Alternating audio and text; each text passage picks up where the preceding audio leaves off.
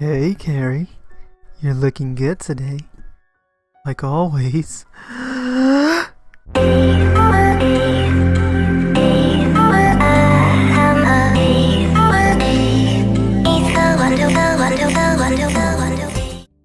What is up, guys, and welcome back to some more Sounds of Her Love. So, we left off I was gonna say yesterday, but technically you're not watching it right after the other one. So, we left off last episode is what I meant to say, as we were walking through a music store, I believe. Enthralled in the harp. They were just talking about that stuff, so let's get going. But I wasn't looking at the harp. Huh? You weren't? No, that gramophone on the level below it. I've never seen one before. To think she words. To think she was enthralled by a piece of outdated technology, when there is the best looking harp I've ever seen sitting right there before her. I'm not gonna blame her for it though. The harp I own, it's much grander than that one. I like how she has a harp right on her shirt. Just realized that. All these episodes and I didn't realize it till now. How rich is this girl? Sure, you need money to get into our school, but a harp? Like that's bound to cost thousands. Carrie and I turned around with her seemingly satisfied with the amount of gramophone exposure she has received. It's getting pretty late. Despite wanting to stay with Carrie for longer, I wouldn't want to worry my parents either. If my dad calls me, he might ask to speak to her if he can tell she's there. Carrie, it's getting pretty late. Shall we head home? Okay. With that, the two of us walked together towards the same station we arrived at. Carrie seems as happy as I am about this trip. Curled softly into the smile as the setting sun shines upon us. Upon her. Shit. The sky is noticeably darker than before as we walk through the street. Where we first met today certainly was enjoyable. Both of us being with each other.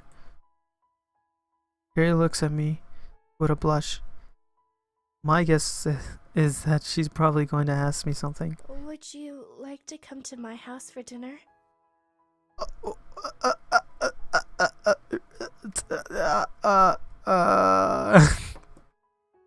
Oh shit.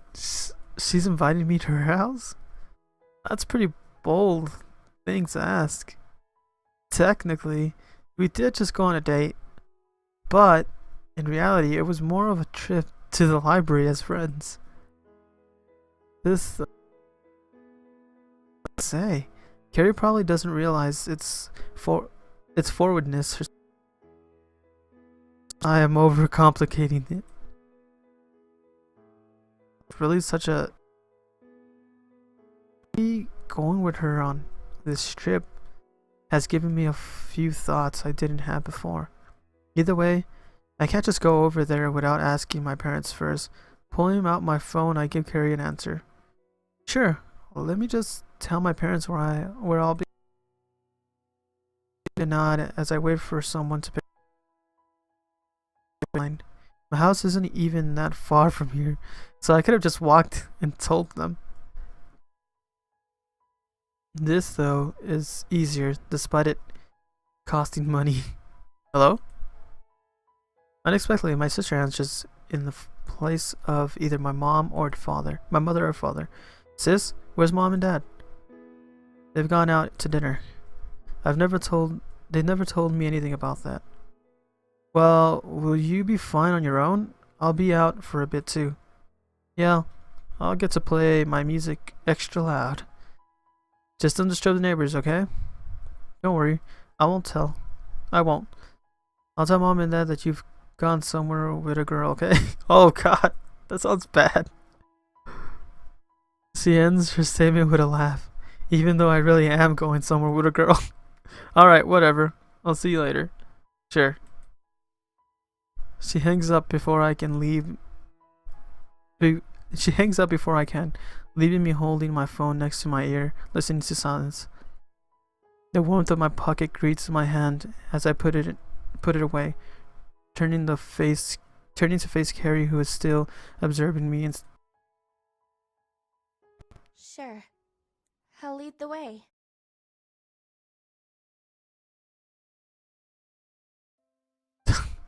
The cool late evening air brushes my bemused face.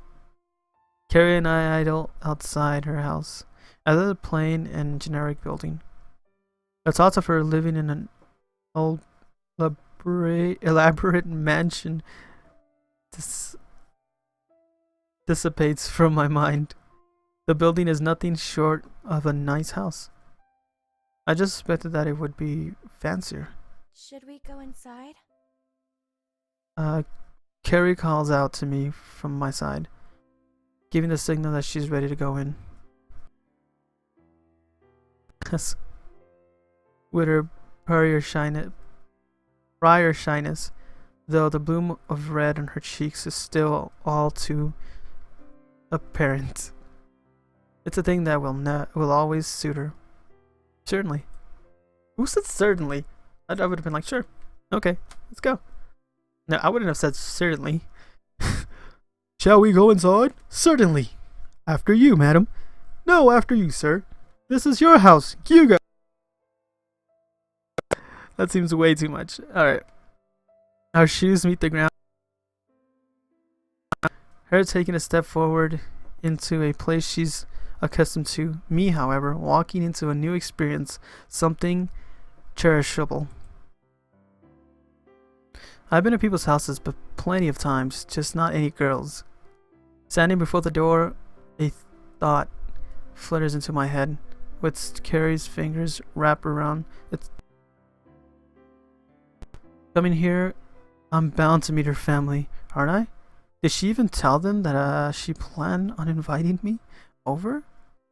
If so, I would have done a lot more to make myself look more impressionable.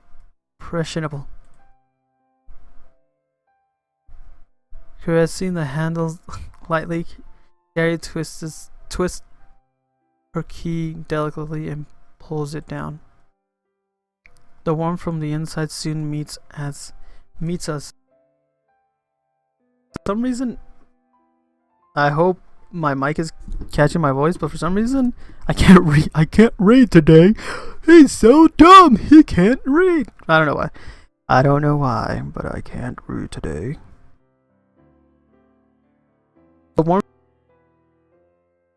as bit by bit the door opens, Carrie's taking the first steps through escorting me in. We're here. Carrie's smile is one of the many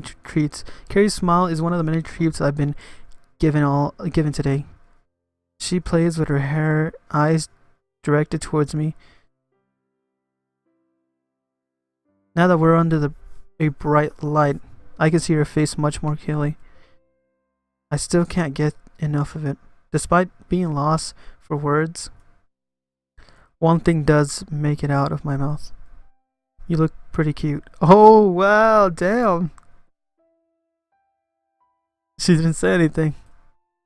Carrie is instantly taken aback, looking as if she's trying as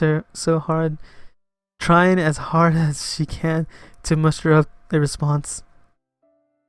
Thank you. I made her myself. Oh shit! The dad! Holy shit! He just said the only thing he could possibly say, and then she didn't respond, and her dad came out of nowhere. Damn. A suited man appears out of the blue, startling me slightly. It's natural, of course. Him appearing, that is. Getting caught off guard like that isn't a virtue. Isn't a virtue. This must be Carrie's father. The man himself, a foreigner like Carrie, carries a thick accent that differs from hers. They're Welsh, but Carrie seems to be a lot more understandable. At least when she does speak. The majority of the time, her sentences are broken into pieces as she stumbles around her words. A hindrance, but a fairly cute one at that. Her father's voice, however, is grittier and gravelly. It's not as stereotypical as the accent is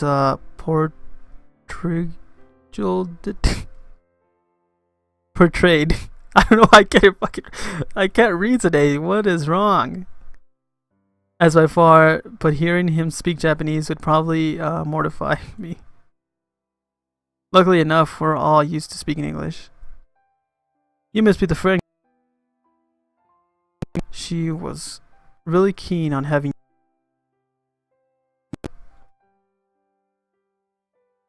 Just as her father's statement, it's not like Carrie to bring me here on a whim, so I wasn't wrong in guessing that she had planned this evening in advance.